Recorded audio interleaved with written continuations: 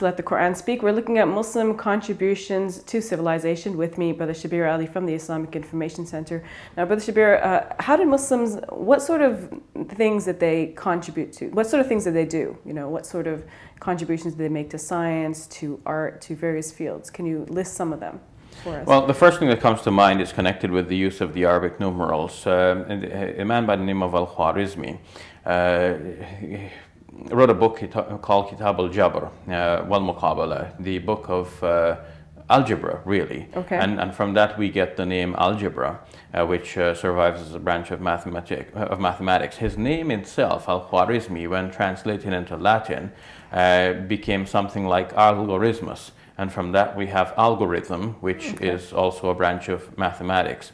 In many areas of science and medicine, for example, in medicine, Ar-Razi was the first person to determine or diagnose smallpox.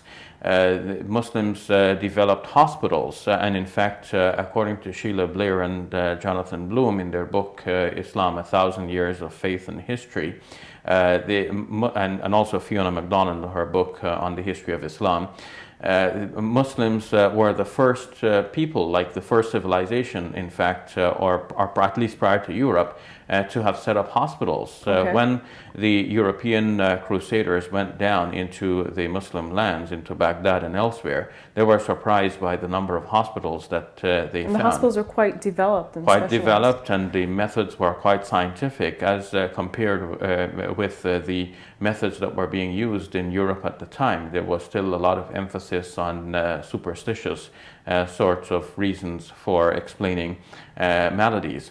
But Muslims were using scientific methods. In fact, they had hospitals with separate areas for students.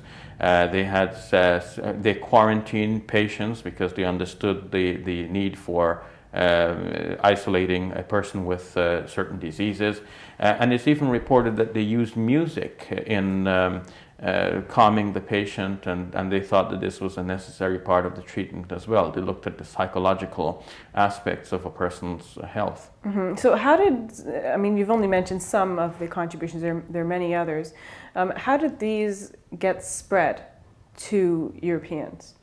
Well, I've already mentioned the Crusades. For a large period of European history, there was a great deal of obliviousness to what was happening in the Muslim world.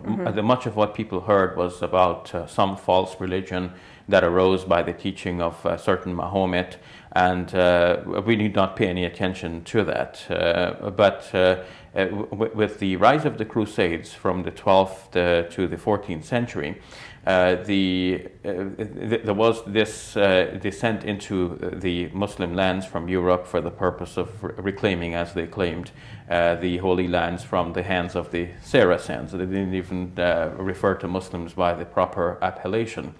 And it is then for the first time that they would come into contact with Muslim civilization in this meaningful way, and they would take back with them into Europe some of what they observed. So I guess there were many books that Muslims had written. There were many translated books and many new books. Ibn Sina, for example, who is known in the West as Avicenna, wrote a book called Al-Qanun fi Tib, the Canon of Medicine, in many volumes. That book was written in the 11th century, but it came to be copied and translated for many centuries afterwards. For example, in the 15th century, it is known that there were 16 translations of this book, one in the Hebrew language. In the 16th century, there were 20 translations.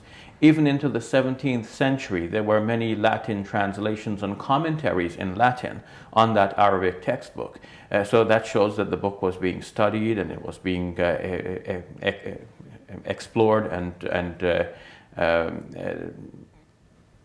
commented upon to explain it to students who were interested in that field of study. It seems like when the Europeans took this knowledge, they often didn't attribute it to the Muslims. They often kind of pretended it was their own. I don't know if this was a common feature at the time, but for example, Ibn Nafis, who wrote about the circulation of blood in the body, and this was taken on by Harvey, but you know, it wasn't actually attributed to. Yes, credit was not given a lot of the times, partly because there was this kind of bad feeling about who the Arabs were and the backwardness. So people thought of the Prophet Muhammad, peace be upon him, as a camel driver, and they did not expect anything good to come out of there. It's almost like the people in the Gospel saying, "Can anything good come out of Galilee?" Referring to Jesus and his Galilean ancestry. So there is this kind of attitude that we don't need to pay attention to that. And if somebody did pay attention and found something, it would have been unpopular at the time to attribute his knowledge to that sort of mean origin. Mm-hmm. So they just kind of pretended it was their own. A lot of times this is what happened, even though now it is known in history that the Arabic writings were known in Europe or were taken into Europe and were translated into the European languages. But we can see many developments in the Muslim lands that actually were mirrored later on and for which people derive great credit.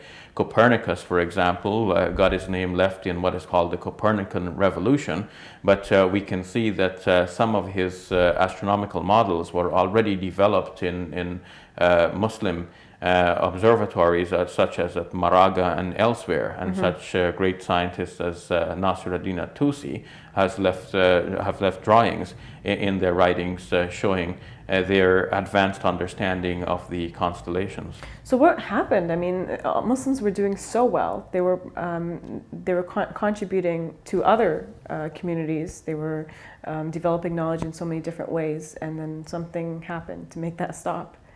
Yeah, well, there are a number of factors. First, we mentioned the factor that the Quran inspired Muslims to develop science and technology, but later on there was a kind of diminution of the idea of thinking and reflection and learning in the Islamic empires, largely due to the manner in which the Quran came to be interpreted, the way in which the fiqh, the detailed rules of Islam, came to be delineated. All of this actually had a stifling effect on the thinking of Muslims. The rise of literalness when it comes to dealing with the Quran and looking for statements attributed to the Prophet Muhammad, peace be upon him. See, once you have a statement in a book that tells you the final result of a thing, then the thinking about it stops. And if the Quran was left as it was from the very beginning, with its openness to new ideas and its stimulus to thinking and reflection, leaving things deliberately vague so that people would think about them, then the impetus continues to think and reflect. But now, if you start explaining the Quran in such a way as to insist that only one meaning applies to every passage, well then you stifle the thinking. More than this, sayings of the Prophet Muhammad, peace be upon him, began to be collected, even forged in his name, reflecting on a wide variety of subjects down to the last details. So when all of these details are now attributed to the Prophet Muhammad, peace be upon him, who is an authority deliberately appointed by God, well then again the thinking stops. Because if we're thinking about an issue and somebody comes in and says, well, you know what, the Prophet, peace be upon him, already made a pronouncement about this. But Muslims continue to excel in terms of science. For, but not in terms of other things. Like, for example, philosophy. Muslims don't seem to be really active in that area, whereas in the past they were. And of course, it is all related. Today, many Muslims face a certain dilemma. Do we think of God creating through what people refer to as evolution, or must we deny the theory of evolution? People have great reservations about science. They think that science is somehow contrary to religion, and we must somehow put those aside because we are religious folks, not seeing the integration between the two. But all of this has come as a long series of developments over time. All right, we'll leave it at that. Thank you. Welcome. We'll take a break. When we come back, we will answer questions we've received from you, our viewers.